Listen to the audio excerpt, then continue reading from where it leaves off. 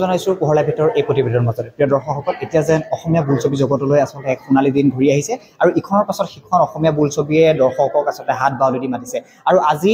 মুক্তি লাভ কৰিছে বহু প্ৰত্যাশিত যি স্বৰ্গৰত ছবিখনে মুক্তি লাভ কৰিছে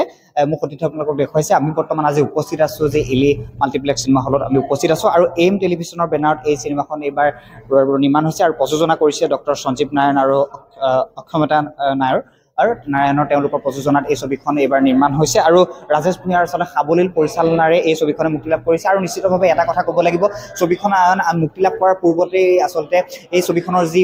মন বন্ধু গীতি আচলতে ৰাইজৰ বিশেষ সমাদৰ লাভ কৰিবলৈ সক্ষম হৈছে আৰু আজি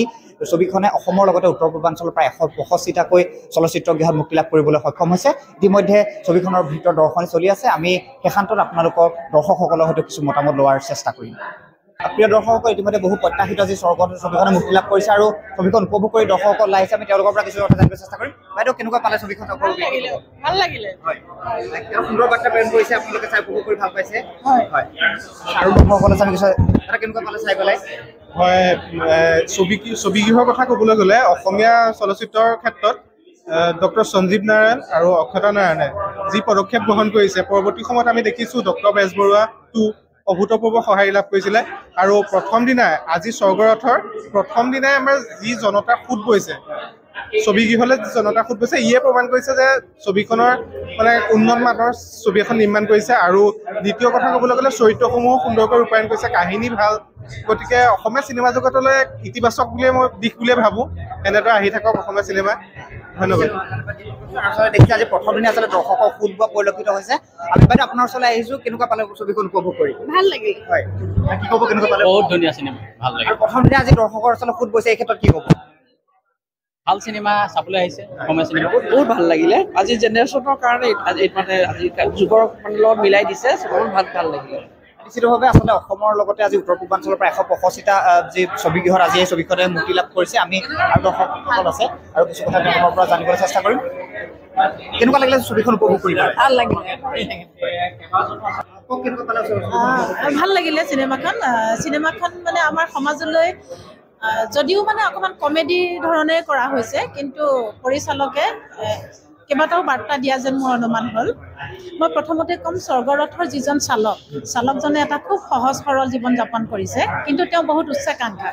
উচ্চাকাংক্ষা লৈ পেলাই তেওঁ হেৰি কৰিছে উচ্চাকাংক্ষী তেওঁৰ নিজৰ ছোৱালীজনীক কেনেদৰে পঢ়াব তেওঁ সততাৰে জীৱন যাপন কৰিছে আচলতে সেইটোৱে হ'ব লাগে সমাজতো মানুহ সহজ সৰলভাৱে থাকক কিন্তু সৎভাৱে থাকক তেওঁ উচ্চাকাংক্ষা লৈ থাকক আৰু 2 নম্বৰ কথাটো হ'ল এটা বয়সত আমাৰ ল'ৰা ছোৱালীবিলাক যেতিয়া নিজৰ পিতৃ মাতৃৰ পৰা অকণমান দূৰত থাকিবলৈ যায় তেতিয়া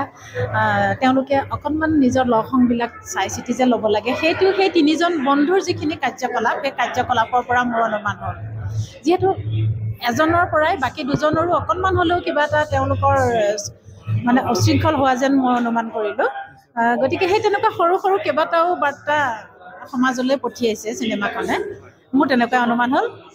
অভাৰঅল ভাল লাগিলে চিনেমাখন চাই গতিকে সকলোকে আহ্বান জনাইছোঁ আহক চিনেমাখন চাওক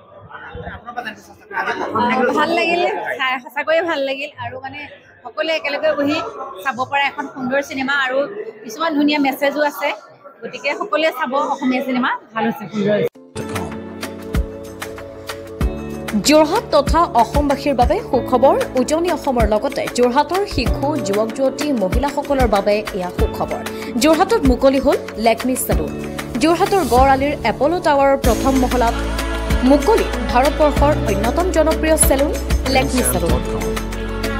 লেকমি চেলুন মানে ভাৰতবাসীৰ নিৰ্ভৰযোগ্য প্ৰতিষ্ঠান লেকমি চেলুনখনত আপুনি পাব বিভিন্ন ধৰণৰ সুবিধা য'ত অত্যাধুনিক যন্ত্ৰৰে আপোনাক সজোৱা হ'ব ইয়াত বিভিন্ন bridal package makeup artist skin care hair dresser সুবিধা উপলব্ধ হ'ব